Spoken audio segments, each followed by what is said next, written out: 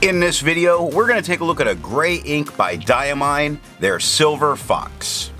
As always, there's timestamps down below so you can skip around, but if you've got the time, I'd appreciate you checking out the entire video. Also, down in the description is a link to the gray ink playlist and the green and blue and all the others, so if you want to take a look at those, you can. I'm an ink guy. I get inks, test them, and share the results with you. Now, let's take a look at the first writing sample done on 90 GSM Clairfontaine. No bleeding, no ghosting. The 1.1 has no feather spread, halo sheen, decent shade. There's some darker spots within the writing, like you see some dark spots showing up on the word Fox. Diamine has dark spots that appear through it, so it's more that you see dark spotting occur. The extra fine is a tad bit lighter than the stub, with no feather spread, halo sheen. It does shade rather nice. That the goes light to dark, quick goes dark to lighter to dark to light to dark, brown goes dark to light, 11 seconds to dry. Medium is just a tad bit lighter than the extra fine, with no feather spread, halo sheen, decent shading as quick goes darker to lighter to darker, Fox goes light to dark, 16 seconds to dry.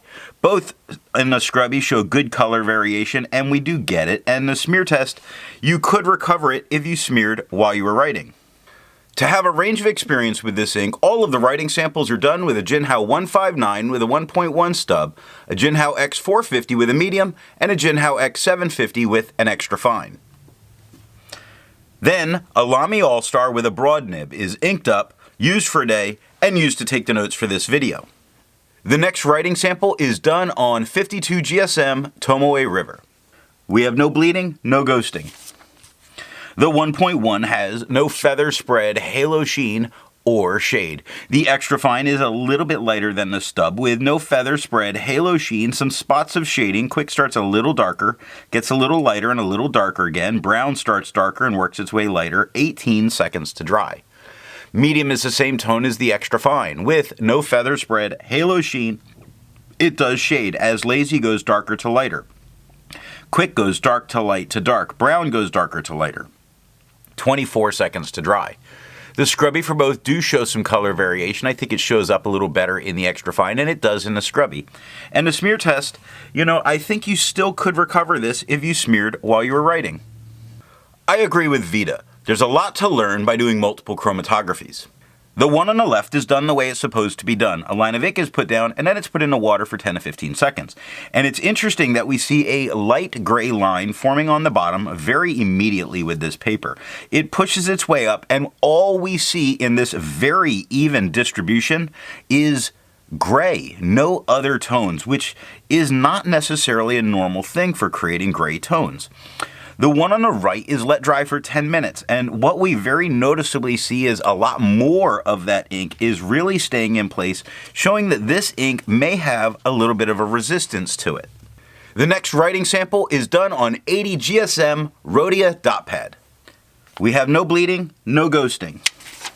The 1.1 has no feather spread, halo sheen, no shade. The extra fine is a little bit lighter than the stub, with no feather spread, halo sheen, and it does shade, as the goes light to dark, quick goes light to dark, brown goes dark to light, fox goes light to dark. 13 seconds to dry.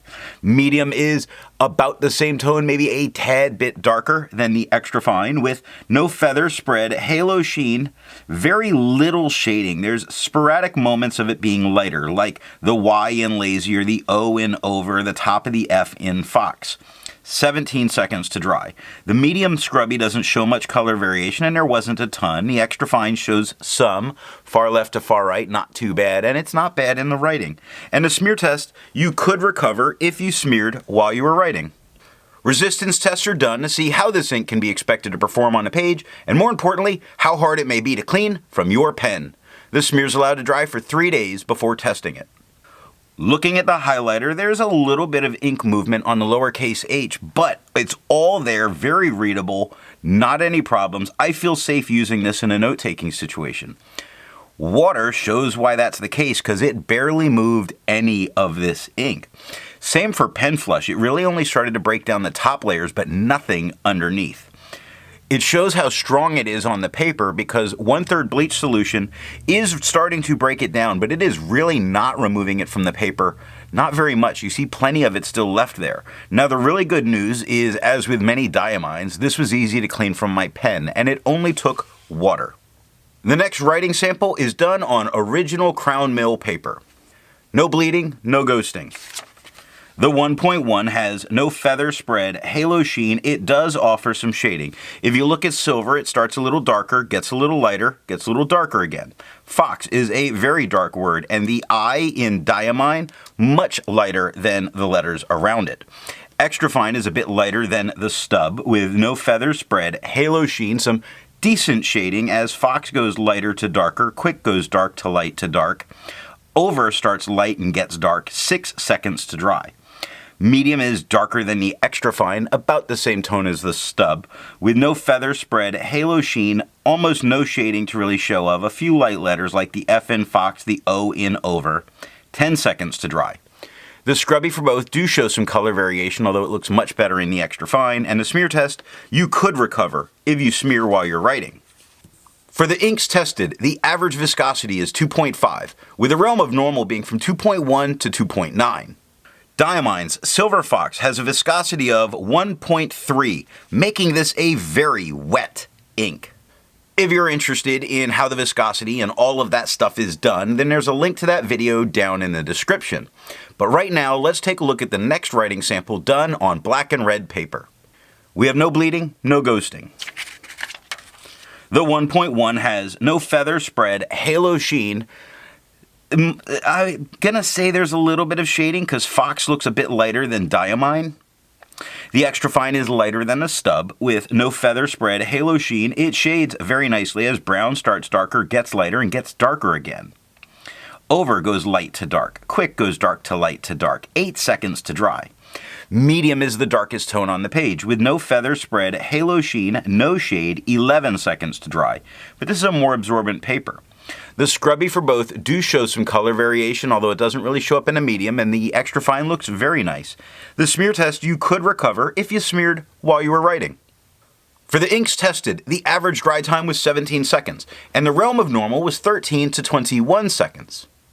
Diamine's Silver Fox has an average dry time of 17 seconds, making it not just normal, but average.